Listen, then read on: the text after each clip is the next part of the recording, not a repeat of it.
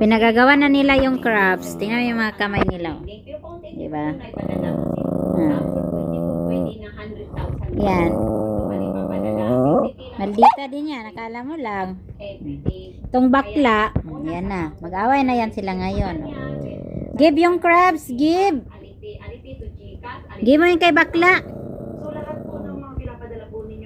Akin na nga yung crabs. Give maming crabs. Take mama. Take. Yan. Good girl, Moni. Ay, bigay mo muna yan kay bakla, okay? Kay maingay si bakla. Ayan ang bakla, oh. Siyang bakla. Ang bakla. Bakla. Good girl ni mami.